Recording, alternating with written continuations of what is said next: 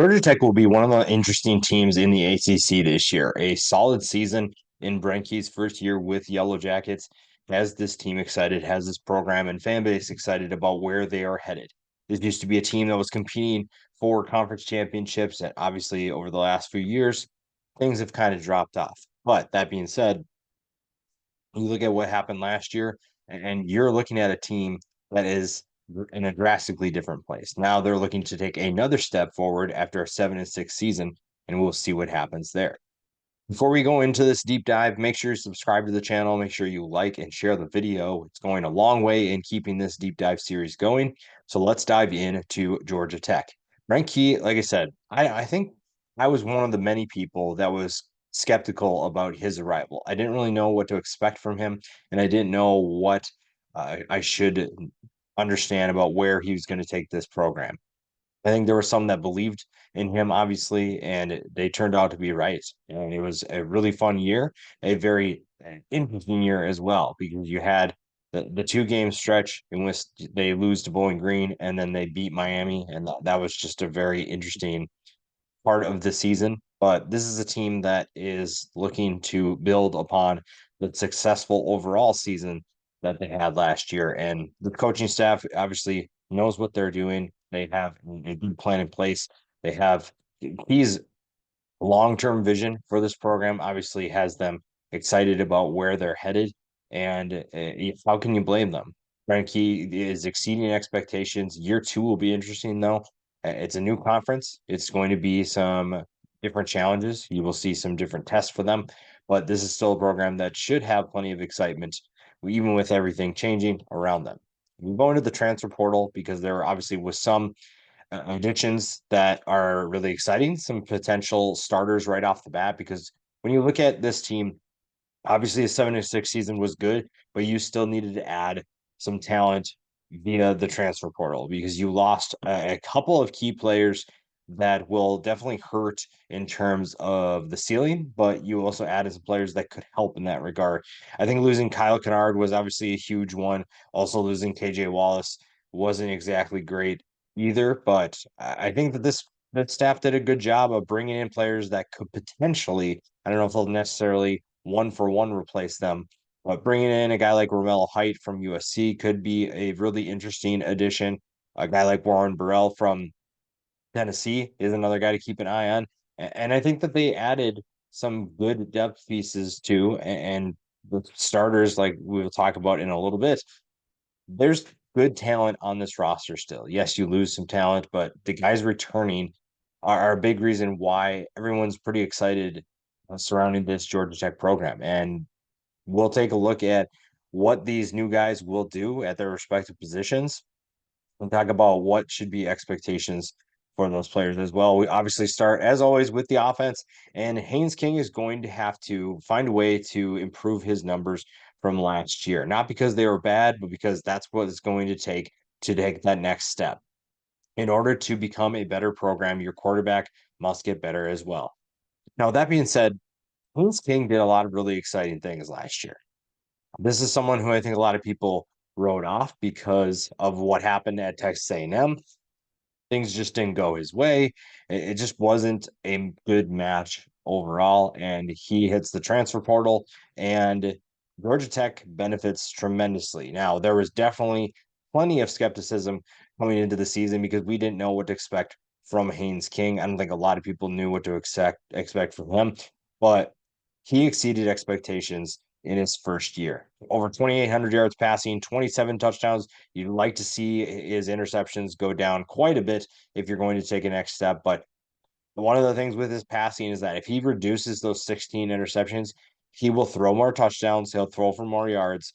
That's going to help this offense tremendously. So one guy obviously doesn't make this offense, but one guy can have a huge impact on how successful they'll be this year. He also is a good runner. I think people kind of forgot that a little bit from his time at Texas A&M. 737 yards and 10 touchdowns on the ground. So a dual threat that can do it at all for this offense can be a valuable asset to the rushing attack, a rushing attack that should be very fun to watch this year.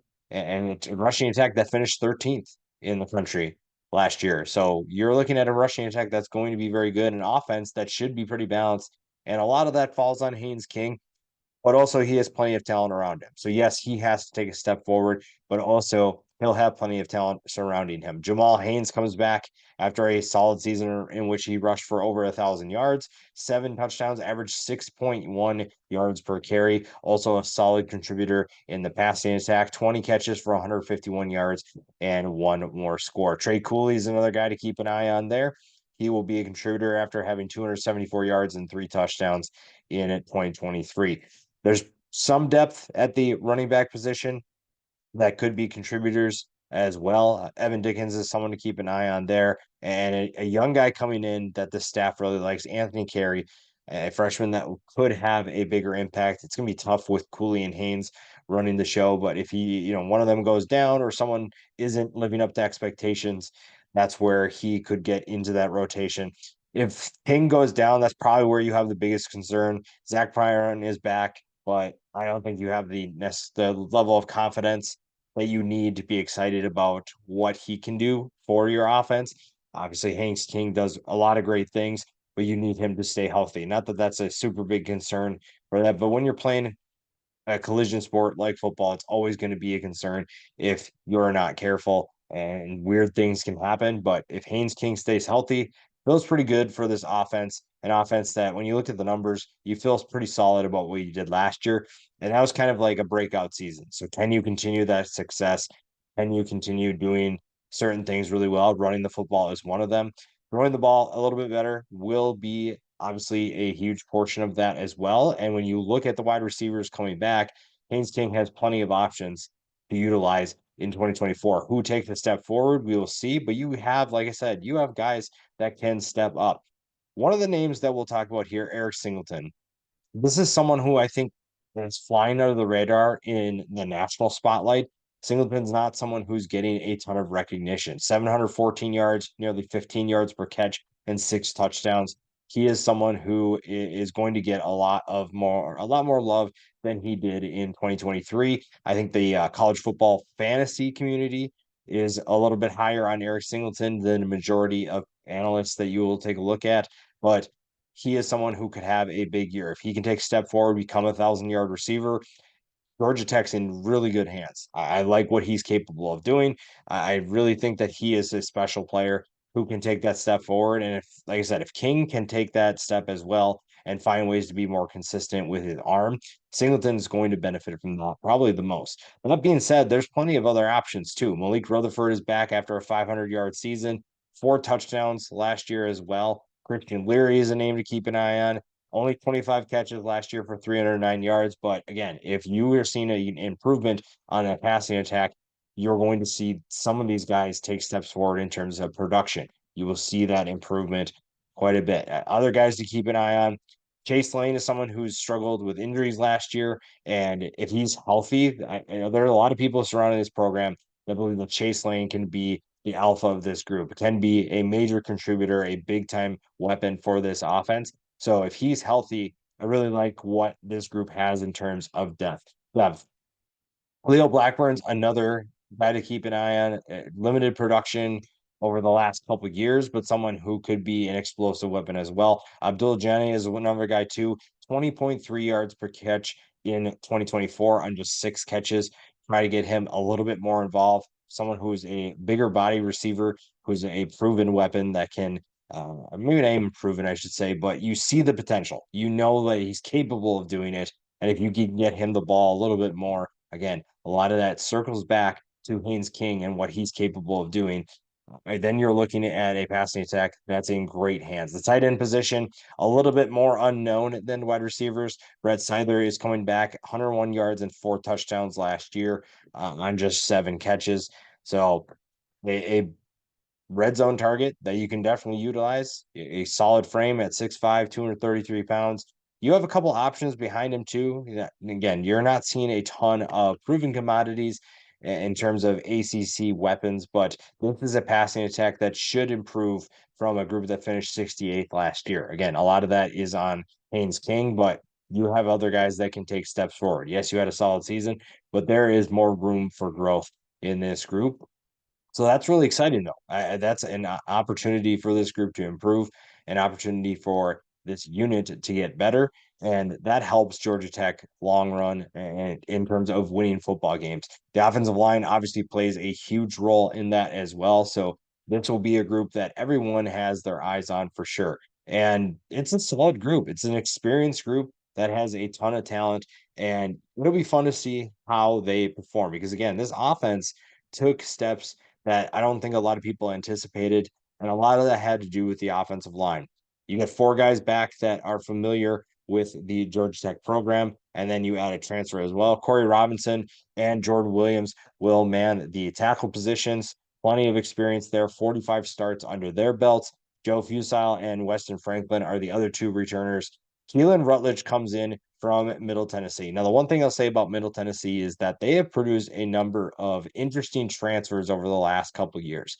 A lot of guys that are going to play in the group of five level have found ways to elevate their game to power five programs or power four, whatever we're calling it now. But that's a guy to keep an eye on. Yes, he's coming from Middle Tennessee, but a lot of these players from the Blue Raiders have proven that they can handle life in a more difficult setting. This is a group that is definitely capable of taking another leap in terms of development because you have that experience. That's also going to help in terms of communication. This is a group that knows what each other is expected to do. You can figure out who's going to do what, where each guy will be, and understand that this group knows as a collective unit that they are going to be well off in 2024. When you look at the depth they have behind him, you have some pretty solid players behind those guys. So if one of them goes down for whatever reason, you're looking at a group that is going to still be fine. I don't think you lose a ton or take a huge step back because you have guys like Ethan McKenzie and Brandon Best behind certain positions. And you also get some transfers coming in that could contribute to that as well. So you have good depth, you have good talent, you shouldn't have too many concerns about this offensive line. Playing in the ACC obviously presents its unique challenges, and we'll talk about the schedule later in this video. And obviously, that's going to be the biggest challenge for this group is life in the trenches. And you knew that coming in. That's not a surprise to anyone. That's not a surprise to Georgia Tech. They know what's expected of them. They know that this offensive line plays a huge role in what this offense can do on the field in terms of production, and they are ready for that challenge. The defense is where things must improve. I think that this group had certain aspects of it that were solid, but you also need to see them take steps forward. And the staff knows that, and they've done a good job of developing guys in place, as well as bringing in certain players to help maybe elevate that ceiling, maybe or even raise the floor. So when we start in the defensive line, Makia Scott and Kevin Harris are probably the two names to keep an eye on. Scott is kind of a surprising player on the edge, but he has really emerged as a guy who's going to be a factor in 2024. Kevin Harris is an explosive weapon on the edge as well, playing that edge role more so than a defensive end. You also add a guy like Romello Height to come in from USC and potentially rotate in with Kevin Harris, maybe even start. So, though you have solid players on the edge that can make plays, it's just a matter of can you take that step forward? We talk about taking a step and improving your game, elevating your game to a level where you're competing in the ACC and making life difficult for the opposing tackles that you're going to face, the opposing offensive line. The interior of this line is really interesting to me because you have two solid starters in Zeke Biggers and Thomas Gore. Two guys that can be disruptive, have proven that they can be disruptive at times. And again, finding ways to get better. And you're going to have a solid group that is ready to prove itself. Maybe has that chip on their shoulder because of what happened last year. Maybe not the best year that they're proud of, but you find ways to get better and you'll find that your defense will improve. When you look at the numbers, it wasn't a great group. Stopping teams wasn't exactly their forte, but is a unit that can get better and find ways to get to the quarterback, disrupt the ball carrier, that kind of stuff. Behind those two players, Horace Lockett is an underrated tackle, an underrated depth piece for this Georgia Tech defense. Jordan Vandenberg comes in from Penn State. The staff really likes what he's capable of doing. Expect him to be a part of that rotation, a prominent figure in that group, in that defensive line. because if you're able to get to the quarterback better than you did last year, if you're able to disrupt certain things against the run, this is a group that finished 131st against the run. So they're better at defending the pass, but you have to defend the run better. Teams aren't going to worry about throwing the ball, especially if they don't have a great quarterback. If they can just run the ball, they don't need to worry about what your defensive line is going to do. So if you find ways to improve in that category in terms of being more disruptive, then Tyler Sanducci's group is going to be much better than it was in 2023. The linebackers behind them, lots of potential here as well. Some production returning in Kyle Efford, 81 tackles last year. And I think that he takes a step forward in 2024. Obviously, the defensive line played a role in that as well. If they are able to be better than they were last year, then the linebackers take a step forward as well. Apparently, S. Tatum is another guy who I really like. I think this is a solid duo. Maybe not the best duo that you're going to see in the ACC, but they don't necessarily need to strive to be that. They can if they would like, but this is a group that just needs to understand who they are, be who you are, play within your strengths, know what you're capable of doing, and just find a way to take some steps forward. Again, this is a group that finished 131st against the run. You don't have to become an elite top 25 run defense all of a sudden. You can take steps forward into the 60 to 80 range, and that helps your group a lot more than you would if you're trying to swing for the fences and you miss. You also have some unproven talent behind them. Austin Dean is someone who has had limited production in the last couple of years. Jackson Hamilton's a Louisville transfer, kind of the same thing there. So you're looking at guys that maybe aren't as tested, as battle tested as some of these starters, but you have this staff who likes what they have coming back, and the linebacker position will be under the spotlight just as much as the defensive line. But if that front group can figure things out, then the secondary doesn't have to do as much. And that secondary is very talented. A big reason why they finished 53rd against the pass in 2023. And Miles Brooks obviously leads the way. This is a guy who's been doing this for a while now. He knows what's expected of him in terms of how to be successful in the ACC, how to face elite competition, and how to be a impact player, a guy who is going to help this group tremendously. 67 tackles, 1 interception last year. Solid size for a safety, someone who could have a bright future in the NFL. At 6'2", 188 pounds is great.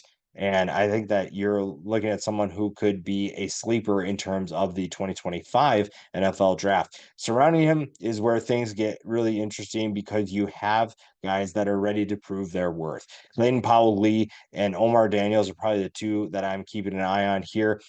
Powell-Lee will line up opposite of Brooks, so teams maybe will decide to pick on him a little bit more. Is he capable of handling that pressure? Also a solid frame at 6'2", 185 pounds. Omar Daniels is going to play the star role, the nickel role, someone who is a little bit less proven than the guys around him, but he has earned that spot. He is ready to make a name for himself, and he is ready to show that he is capable of playing at a high level.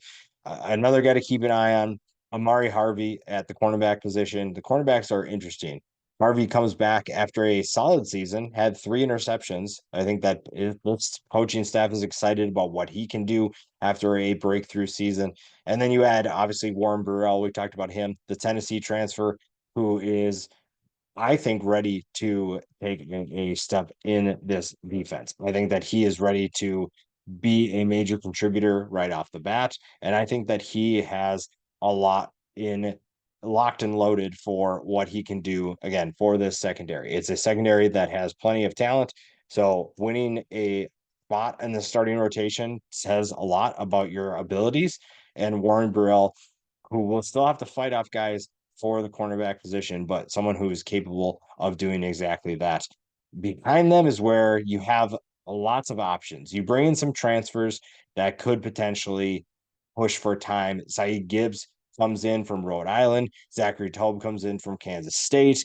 And Jane Davis comes in from Cincinnati at safety position. So you have guys who maybe aren't as proven, whether it's just experience or, you look at Gibbs coming from Rhode Island, coming from the FCS level. You haven't seen a level of competition that you're comfortable with saying, hey, he's ready for this challenge. But we are going to find out. This is the group that needs to have depth, and these players will have opportunities to step forward. Rodney Shelley, also a guy with the most experience of this backup group. He's back once again. So I really like what this secondary has coming back. And this is a group that could still improve, even though it's a group that finished 53rd. And again, if this defense as a whole improves, I think that the secondary benefits a lot from that front group stepping up in a way, because if you're able to be better as a whole, be more well-rounded in terms of stopping opposing offenses, again, you're going to see lots of explosive offenses in this conference. Then you're looking at a team that can improve. You can find a way to be better than you were in your 7-6 season last year. So what can you do to take steps forward? There's certain little things they can do. There's certain units that can help in that regard. And that's really exciting if you're a Georgia Tech fan. When you look at the strengths and concerns of this team, it's pretty obvious that the defense is really where the concerns start outside of the secondary. The secondary is a strength. That shouldn't be a surprise. Linebacker, you probably have concern about the depth behind the starters. Can those starters take the next step? Same with the defensive line. Probably you could say that the defensive line is going to be a question in terms of depth as well. So if you're able to find a way to step up and prove that you're better than you were last year. Again, we talked about that a lot. That's going to be a group. Haynes King obviously is a strength. Running back is a strength. You could argue that the wide receivers are also a strength. So there's plenty of options for this offense. The tight end position is a little bit more concerning. The offensive line, again, you have more strength than you have concerns, which is good if you're a Georgia Tech team. And I think that this is going to be a really fun group to watch, even after a 7-6 season. That's really what's this coming down to. You had a breakout season, and now you have to, it's kind of, you don't have the surprise factor. That's probably the biggest thing with Georgia Tech. You're just not going to surprise teams this year. This conference knows what you're capable of doing, and they're going to find ways to adapt. They will find ways to bounce back and throw a changeup or adjust to what you did last year. So certain players, Haynes King, the defense need to take steps forward and find ways to improve, because the schedule isn't going to do them any favors, especially in the first game. In week 0, you play Florida State in Ireland. So you're not going to have much time to figure this out. You have a big time ACC foe right off the bat to start your season. So no one's going to feel sorry for you if you're not ready. And this is when you look at their over under at 5 wins, that says a lot about the level of difficulty in this schedule. And you start with Florida State. Find a way to get ready. And you're going to have to ramp up the intensity early and often, because Florida State does not care if you are ready or not.